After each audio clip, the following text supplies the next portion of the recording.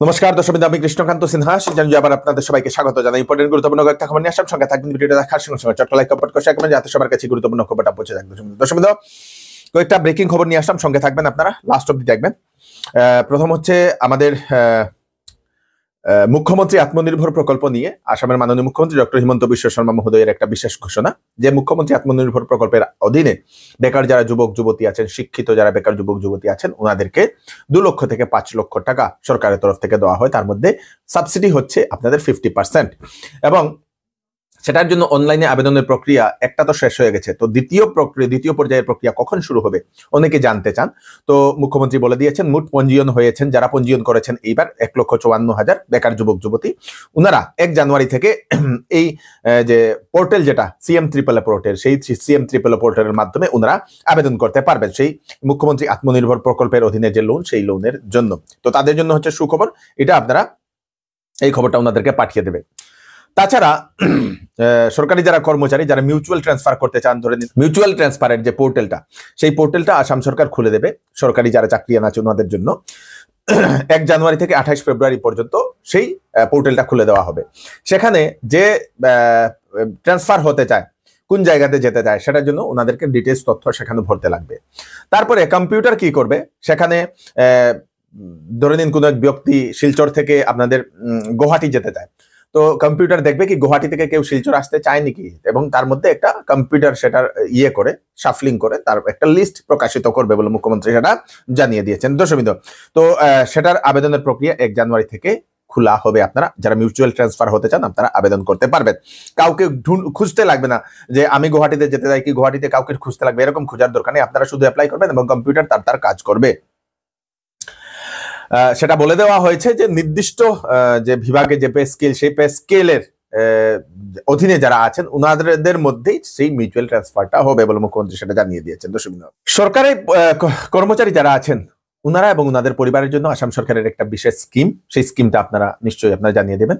ওনারা 5 লক্ষ থেকে 1 কোটি টাকার ওনাদের পরিবারকে আর্থিক সাহায্য দেওয়ার একটা নতুন একটা প্রকল্প হাতে নিয়েছে আসাম সরকার, যেখানে যদি সরকারি চাকরিজীবী যারা সরকারি কর্মচারী যারা সেই চাকরি চলাকালীন ওনারা যদি মৃত্যু হয় ওনাদের, বা যে কোনো কারণবশত যদি মৃত্যু হয়, তাহলে পরিবার পাবে 5 থেকে 10 লক্ষ টাকা। পরিবারকে 5 থেকে 10 লক্ষ টাকা দেওয়া হবে একটা ইন্স্যুরেন্স প্যাকেজের মাধ্যমে, এবং তার উপরে থাকবে লাইফ ইন্স্যুরেন্স কাভারেজ বলে মুখ্যমন্ত্রী সেটা জানিয়ে দিয়েছেন।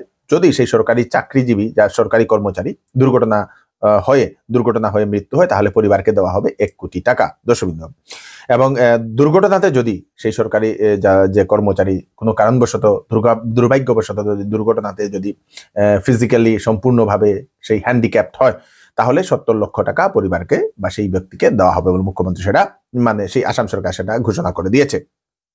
এবং সেটার জন্য আসাম সরকার SBI এর সঙ্গে একটা বিশেষ একটা চুক্তি করেছে, এবং এই যে স্কিমটা, সেই স্কিমটা 1 জানুয়ারি 2025 ইংরেজি থেকে সেটা লাগু হবে। দর্শকবৃন্দ, দুটো চাঞ্চল্যকর খবর, সেই খবর না দিয়ে পারলাম না দর্শকবৃন্দ। একটা হচ্ছে আমাদের শিলচরের কাঁঠাল রোড সংলগ্ন এলাকা যেটা আছে, সেই কাঁঠাল রোড এলাকাতে সেই PHEর নোংরা দুর্গন্ধযুক্ত জল খেয়ে হসপিটালে ভর্তি 24 জন, 4 জন প্রাণ হারিয়েছেন বলে সেরকম অভিযোগ। দর্শকবৃন্দ, সেই পরিবারের লোকেরা এরকম অভিযোগ করছেন, সেই নোংরা জল খাওয়ার কারণে পেট খারাপ হওয়া, ডায়রিয়া হওয়ার, ভমিটিং হওয়ার কারণে হাসপাতালে গিয়ে শিলচর মেডিকেল কলেজ এবং হাসপাতালে অ্যাডমিট হয়েছিল, এবং সেখান থেকে নাকি 4 জন মারা গেছেন, প্রাণ হারিয়েছেন নোংরা জলের কারণে। দর্শকবৃন্দ, এবং 24 জন হাসপাতালে অ্যাডমিট আছে। দর্শকবৃন্দ, সেই যে নোংরা যে জলটা আছে, সেই জলটার ভিতরে একটা ব্যাকটেরিয়া পাওয়া গেছে। দর্শকবৃন্দ, সেই ব্যাকটেরিয়াকে বলা হয় ইকোলি ব্যাকটেরিয়া। সেই ব্যাকটেরিয়ার কারণে পেটের বিভিন্ন ধরনের সমস্যা হয়। দর্শকবৃন্দ,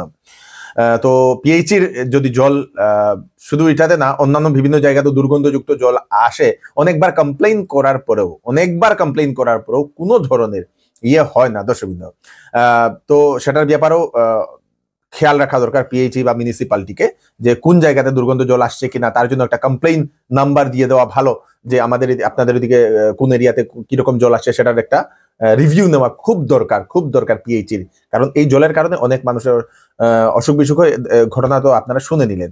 তাই জল যদি দুর্গন্ধযুক্ত হয় তাহলে আপনারা সেটা খাবেন না। আরেকটা চাঞ্চল্যকর খবর আমাদের গুয়াহাটি থেকে আসে। গুয়াহাটিতে একজন স্কুল ছাত্রী, সেই স্কুল ছাত্রীকে নিজে স্কুলে যাওয়া যে ভ্যান ড্রাইভার, সেই ভ্যান ড্রাইভারের সঙ্গে মৃত অবস্থায় ব্রহ্মপুত্র নদীতে পাওয়া গেছে। দর্শক, এরকম একটা চাঞ্চল্যকর ঘটনা। সেই মেয়েটির নাম হচ্ছে জুহি দাস। সেই ছেলেটি যে ড্রাইভার, ভ্যান ড্রাইভার, তার নাম হচ্ছে হীরকজ্যোতি দাস। হীরকজ্যোতি সেই জুহি দাসকে প্রতিদিন বাড়ি থেকে স্কুল নিয়ে যেত, স্কুল থেকে বাড়িতে নিয়ে আসতো। তারপরে হয়তো কোনো ধরনের সম্পর্ক হয়েছে বলে এরকম মানুষ সন্দেহ করছেন দর্শকবৃন্দ। তারপরে সেই 3 দিন থেকে সেই মেয়েটি নিখোঁজ ছিল জুহি দাস। পরিবারের লোকেরা খোঁজাখুঁজি করে মিসিং কমপ্লেনও দিয়েছেন এবং আজকে সকাল সকাল ওনারা খবর পান ব্রহ্মপুত্র নদীতে সেই হীরকজ্যোতি দাস এবং জুহি দাসের মৃতদেহ পাওয়া গেছে বলে। দর্শকবৃন্দ, তারপরে পুলিশ সেই লাশগুলোকে ময়নাতদন্তের জন্য পাঠিয়ে দিয়েছে। কি হতে পারে, কি অ্যাঙ্গেল হতে পারে, সেটা এখন পুলিশ তদন্ত করছে। কি অ্যাঙ্গেল হতে পারে?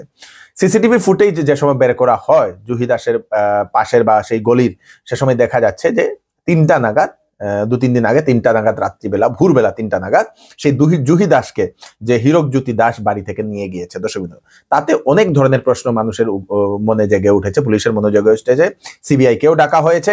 এখন সেই ঘটনার সম্পূর্ণ তদন্ত করা হচ্ছে। দর্শকবৃন্দ, খুব খারাপ লাগা কয়েকটা ঘটনা, চাঞ্চল্যকর কয়েকটা ঘটনার খবর আসে এবং সবাইকে সেই খবরগুলো শুনে একটু সতর্ক হওয়া দরকার বলে আমরা মনে করি।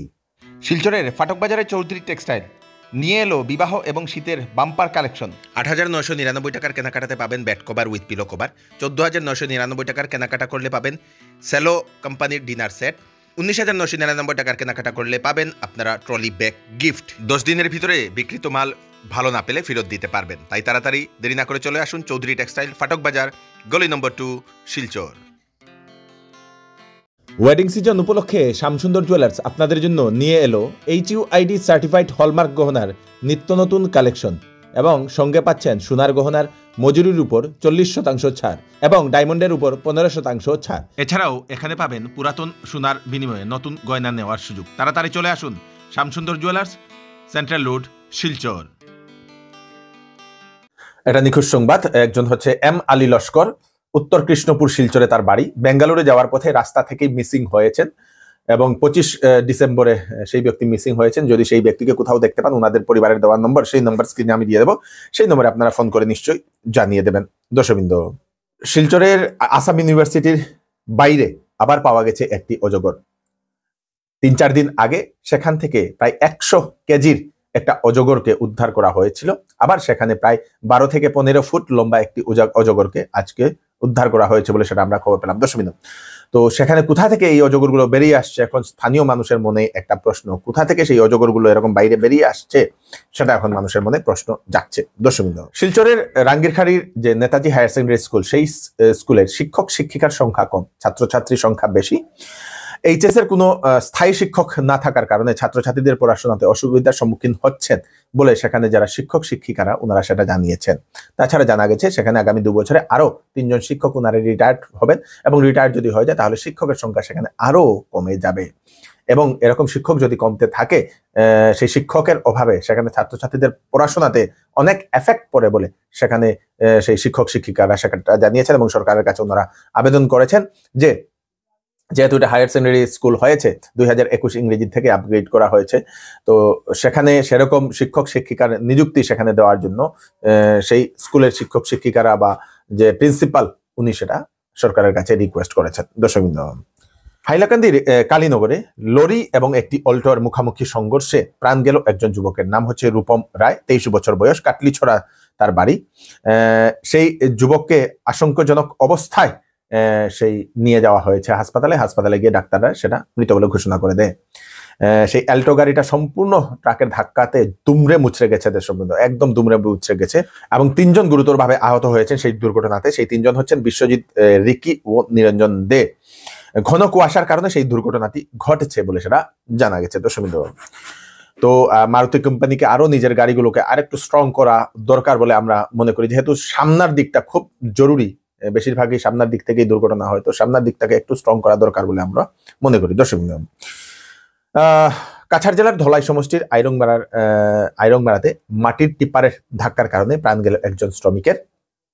সেই এলাকাতে নাকি দিনে রাত্রে মাটির গাড়ি এরকম চলাচল করে স্থানীয় মানুষের অনেক অসুবিধার সম্মুখীন হতে তো হয় এবং খুব রাত্রিবেলা হলেই খুব দ্রুত গতিতে চলে এবং সেই দ্রুত গতিতে চলার কারণে একজন শ্রমিক একটি ট্রাকের নিচে চলে আসে। দর্শকবৃন্দ, পরে সেখানে স্থানীয় মানুষরা খবর পেয়ে সেখানে একটা সেই রাস্তাতে ওনারা করেন, একটা অবরোধ করেন। তারপরে পুলিশ সেখানে যায়, পুলিশ সেই মৃতদেহকে নেওয়ার চেষ্টা করেন, কিন্তু স্থানীয় মানুষেরা দেন না, এবং স্থানীয় মানুষেরা সেই যে শ্রমিকের পরিবারকে সরকারি সাহায্য দেওয়ার জন্য ওনারা ডিমান্ড করেন। তারপরে আশ্বাস দেওয়ার পরে, সরকারি সাহায্য দেওয়া হবে বলে আশ্বাস দেওয়ার পরে সেই ব্লকেজটা ছুটিয়ে দেওয়া হয়েছে। পুলিশ সেই মৃতদেহকে ময়নাতদন্তের জন্য পাঠিয়ে দিয়েছে। দর্শকবৃন্দ, আজকে প্রাক্তন আমাদের প্রধানমন্ত্রী ডক্টর মনমোহন সিংহ উনি এইমসে শেষ নিঃশ্বাস উনি ত্যাগ করেছেন। উনি বেশ কয়েকদিন ধরে উনি সেই শ্বাসকষ্টের কারণে এইমসে উনাকে অ্যাডমিট করা হয়েছিল। মৃত্যুর সময় উনার বয়স 92 ইয়ার্স। আমাদের সমগ্র ভারতবর্ষের বিভিন্ন রাজ্যে তার জন্য 7 দিনের একটা শোক পালন করছে, এবং সেটা আমাদের আসামেও সেটা পালন করার জন্য নোটিশ দেওয়া হয়েছে, ত্রিপুরাতেও সেটা নোটিশ দেওয়া হয়েছে। বিশেষ সম্মান প্রদর্শন করা হয়েছে সেই প্রাক্তন প্রধানমন্ত্রীকে। দর্শকবৃন্দ, সরকারের মনোরঞ্জনমূলক যে কার্যসূচি, সেই কার্যসূচিগুলো বাতিল করা হয়েছে এবং অর্ধনমিত করা হবে রাষ্ট্রীয় পতাকা বলে সেটাও জানানো হয়েছে। দর্শকবৃন্দ, তো এই হচ্ছে আজকে স্পেশাল আপডেট আপনারা তাড়াতাড়ি জন্য সাথে সবাইকে পাঠিয়ে দেবেন, যাতে সবার কাছে পৌঁছে যাক। আপনাদের কোনো কিছু মতামত থাকলে আমাদেরকে জানাবেন। আমি কৃষ্ণকান্ত স্না, আবার নতুন আরেকটি ফ্রেশ আপডেট নিয়ে আবার আপনাদের সবার সামনে ফিরে আসবো। ততক্ষণ আপনারা সুস্থ থাকবেন, সেফ থাকবেন। ধন্যবাদ।